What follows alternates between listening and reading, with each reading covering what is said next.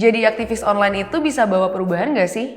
Sejarah mencatat bagaimana kerajaan Prancis tumbang karena demonstrasi yang berujung pada pemenggalan kepala raja. Kita juga melihat bagaimana Cina mengenang banyak pembunuhan demonstrannya sebelum akhirnya mereka kini menjadi sedikit lebih lunak terhadap kritik. Kita juga bisa melihat demonstrasi yang terjadi tahun 98 yang diinisiasi PRD dengan menggalang massa yang besar untuk menjatuhkan Soeharto. Sejarah mencatat bahwa turun ke jalan adalah perilaku yang ditakuti oleh banyak pemerintahan. Ketika massa tidak bisa ditangani, maka bayangan akan tumbangnya kekuasaan hanya tinggal masalah waktu. Kesalahan yang sering terjadi dalam dunia demonstran adalah ketika pemerintahnya menekan dan melawan, maka kemungkinannya adalah massa menjadi lebih kacau atau massa menjadi lebih diam dan mundur. Berbeda dengan kondisi sekarang, banyak masyarakat yang menunjukkan aktivitasnya dalam memprotes pemerintah melalui sosial media.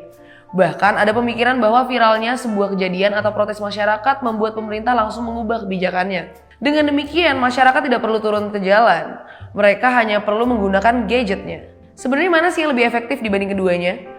Untuk isu yang lebih ringan, tentu saja sosial media menjadi penolong untuk mendeteksi masalah dini. Sampai saat ini, sosial media hanya membuat masyarakat tidak percaya pada pemerintah yang berujung pada perilaku enggan membayar pajak, hujatan, dan yang terparah mungkin bersekongkol untuk tidak mengikuti pemilu.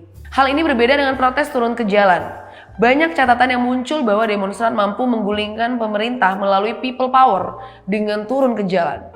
Sebenarnya dengan melihat hal tersebut, kini demonstrasi yang turun ke jalan dan dibantu dengan aktivitas digital akan menjadi lebih kuat dibandingkan sebelumnya. Kita bisa lihat bagaimana demonstrasi climate change yang digagas Greta Thunberg lebih mudah disebar karena selain untuk mengkoordinasi turun ke jalan, digital juga digunakan untuk membuat review melalui foto, teks, dan video proses mereka turun ke jalan. Demonstrasi bisa lebih mudah menimbulkan empati massa karena visual bisa dimainkan secara dramatis. Kita juga bisa ambil contoh gerakan Black Lives Matter dengan bagaimana foto dan video seorang polisi yang lututnya menempel pada leher seorang Afro-Amerika membuat banyak orang Amerika marah dan akhirnya turun ke jalan. Kemudian polisi pun menggunakan sosial media untuk menunjukkan bagaimana mereka sujud di depan peti jenazah dan meminta maaf ke masyarakat melalui video. Protes di jalan dan menggunakan dunia digital untuk menyuarakan protes memiliki kekurangan dan kelebihannya masing-masing. Menggunakan keduanya untuk protes tentu membuat demonstrasi lebih kuat lagi. Kita bisa menggunakan sosial media untuk menggalang massa melalui teks, foto, dan video. Bisa menggunakan sosial media untuk mengatur jadwal, logistik, dan tempat secara masif.